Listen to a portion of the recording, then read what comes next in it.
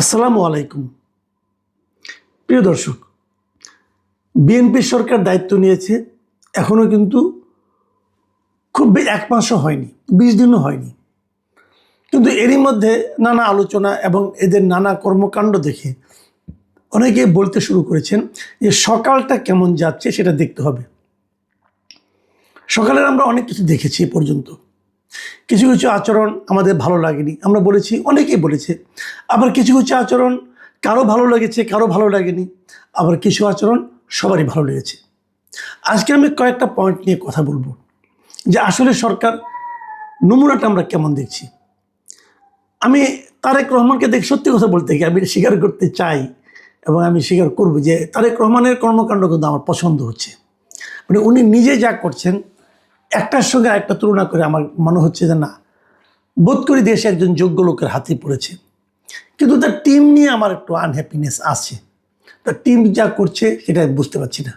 তারেক রহমানের আগের যে ঘটনাগুলো, কয়েকটা ঘটনা আমরা দেখেছি যে উনি সরকারি গাড়ি নিচ্ছেন না, তেল এবং ড্রাইভারের খরচ উনি বহন করছেন, এগুলো খুবই ইতিবাচক।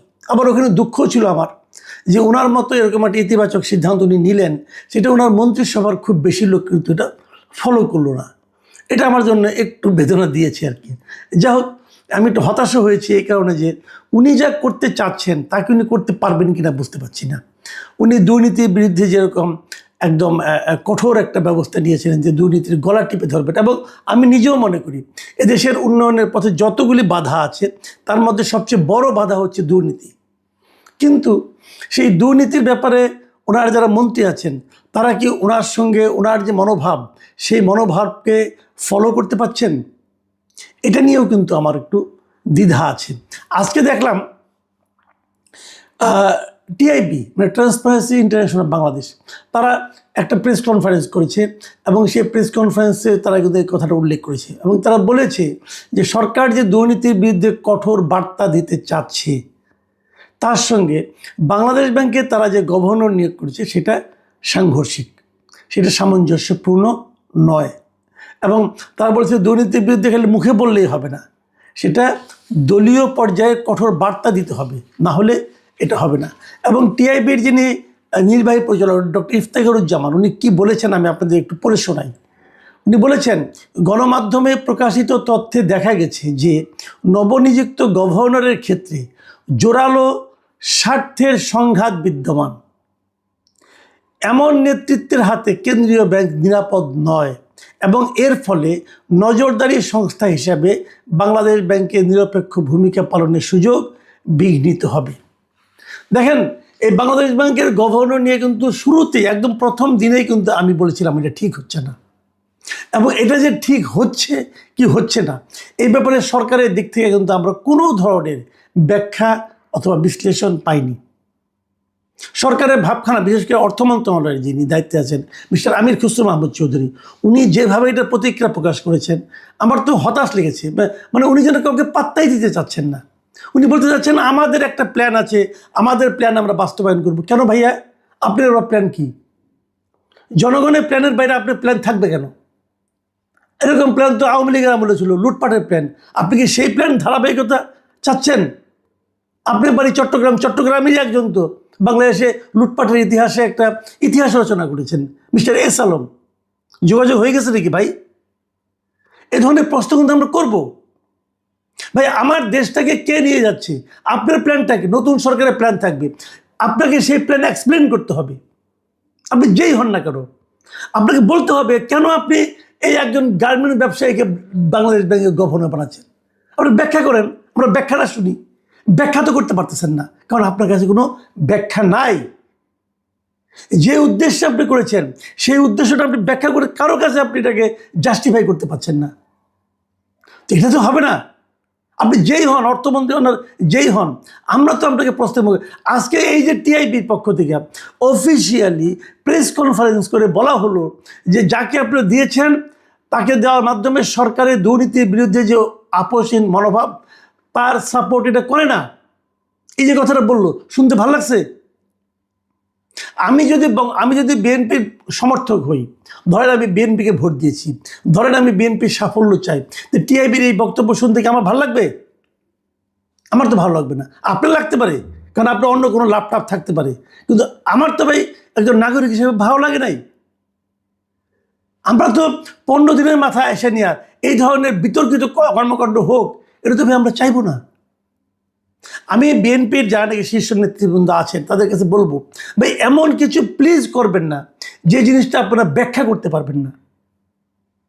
আর যদি এটা নিয়ে প্রশ্ন ওঠে, আপনাদের দায়িত্ব হবে সেটা আপনারা কেন করছেন সেই জিনিসটা জনগণের সামনে এক্সপ্লেইন করা।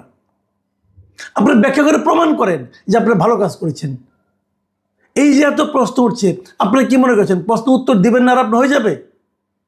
ভাই এত স্বরাষ্ট্র আপনি পান নাই, ভোটে পাস করেছেন, 2/3 আসন পেয়েছেন, তার মানে এই না আপনাদের কোনো কথা নিয়ে আমরা প্রশ্ন করতে পারবো না।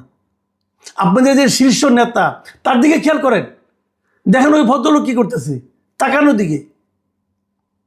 নিজেরা তো একটা গাড়ির মায়া ছাড়তে পারেন নাই, বড় বড় কথা বলেন। এটা চলবে না। দেখেন আমি এই টিআইবির যিনি নির্বাহী পরিচালক আছেন ডক্টর ইফতেখারুজ্জামান, তার আরেকটা বক্তব্য আমি আপনাদেরকে আরেকটা কোট আপ করছি আপনাকে। তিনি বলেছেন, তিনি আশঙ্কা প্রকাশ করে বলেছেন যে এই ধরনের নিয়োগের মাধ্যমে বিতর্কিত ব্যবসায়ী গোষ্ঠী বা অর্থ পাচারকারী শীর্ষ ব্যক্তিরা পুনরায় কর্তৃত্ব ফিরে পাওয়ার সুযোগ পেতে পারে, যা রাষ্ট্রের জন্য কোনোভাবে কল্যাণকর হবে না। এই কথার কি জবাব দিবেন? আমি জনাব তারেক রহমানকে অনুরোধ করব, এই বিষয়ে আপনি হস্তক্ষেপ করুন, জরুরি ভিত্তিতে করুন, পরে কিন্তু আর সময় থাকবে না। আমি আরেকটা ঘটনা বলবো আজকে, সেটাও একটা প্রেস কনফারেন্সের বক্তব্য। সেই বক্তব্য রেখেছেন প্রধান বিরোধী দল জামায়াতে ইসলামী। জামায়াতে ইসলামী বলেছেন যে ইলেকশনের যে ইঞ্জিনিয়ারিং হয়েছে, এটা উনি দুটো ঘটনার কথা বলেছেন এবং বলেছেন এই দুজন উপদেষ্টাকে, সাবেক দুজন উপদেষ্টাকে জিজ্ঞাসাবাদ করতে হবে। এই দুই উপদেষ্টা কে কে? একজন সৈয়দ রিজওয়ানা হাসান আর একজন হলো খলিলুর রহমান। খলিলুর রহমানকে যেদিন নিয়োগ দেওয়া হয় সেই দিন বলেছিলাম এটা আপনারা ঠিক করলেন না। এই ক্ষেত্রে আমরা কোনো ব্যাখ্যা পেলাম না, এবং এই ব্যাখ্যাটা আমি স্বয়ং প্রধানমন্ত্রী তারেক রহমানের কাছে দাবি করছি যে আপনি তাকে নিয়োগ করেছেন, কেন করলেন? আপনি কার কাছে ধরা আছেন? আমরা কিন্তু এমন প্রধানমন্ত্রী চাই না যেই নাকি নিজের ইচ্ছায় কাজ করতে পারবেন না, যেই নাকি অন্য কারোর কাছে ধরা থাকবেন, মানে কারোর কাছে তার কোনো এক ধরনের জবাবদিহিতার ব্যাপার থাকবে। এটা কিন্তু আমরা চাই না ভাই। হোয়াই খলিলুর রহমান? এখন এটা কি হয়েছে, যে আশঙ্কাটা আমি তখন করেছিলাম সে আশঙ্কাটা আজকে জামাত উচ্চারণ করছে। জামাত বলছে যে ওই ইলেকশন, ওই তত্ত্বাবধায়ক সরকার যে নিরপেক্ষ ছিল না, তারা এই অভিযোগ করছে দুটো ঘটনা দিয়ে। একটা খলিলুর রহমানকে এখানে পররাষ্ট্রমন্ত্রী বানানো, আর দ্বিতীয়টা তারা বলছে যে সৈয়দ রিজওয়ানা হাসান, উনি আজকে ওনার একটা ইন্টারভিউ প্রচারিত হয়েছিল, সেই ইন্টারভিউ উনি যে কথাগুলি বলেছেন সেই কথার প্রেক্ষিতে উনি এই জামাতের যে নায়েবে আমির আছেন তাহের সাহেব, উনি একটা মন্তব্য করেছেন এবং উনি বলেছেন যে উনি নিজেই স্বীকার করেছেন যে ওনারা জামাতকে আসতে দেননি। এবং উনি কি বলেছেন, সৈয়দ রিজওয়ানা হাসান, মানে তার ভাষায় আর কি উনি যেটা বলছেন আর কি, মানে রিজওয়ানা হাসান যে কথা বলছেন যে নারীদের উপযুক্ত অধিকারকে নিশ্চিত করতে পারেনি, তারা বিরোধী দলে থাকলেও আমরা কিন্তু তাদের মূল ধারায় বা প্রধান শক্তি হিসেবে আসতে দেইনি। তার মানে উনি আসতে দেননি। উনি বলতে চাচ্ছেন যে জামাতের কাছে নারীদের অধিকার নিয়ে প্রশ্ন আছে, এবং প্রশ্ন আছে বলেই ওনারা জামাতকে, যদিও জামাতের বিরোধী দলে আছে, কিন্তু জামাতকে ওনারা মূল ধারায় মানে মূল শক্তি হিসেবে, প্রধান শক্তি হিসেবে আসতে দেননি। ভাই আপনারা দেওয়া না দেওয়ার কে? তার মানে আসতে দেওয়া না দেওয়ার ব্যাপারে ওনার একটা ভূমিকা ছিল ওনাদের মানে এই অন্তর্বর্তীকালীন সরকারের। এই ধরনের কথা যদি বলে তো ওনাদেরকে জিজ্ঞাসাবাদ করা উচিত। আসলে কি তাহলে ইঞ্জিনিয়ারিং হয়েছে? আসলে কি তাহলে মানে জামাতকে আসতে না দেওয়ার জন্য নানা ধরনের কর্মকাণ্ড হয়েছে, ফন্দি ফিকির হয়েছে? ভাই এটা তো কোনো কথা হলো না।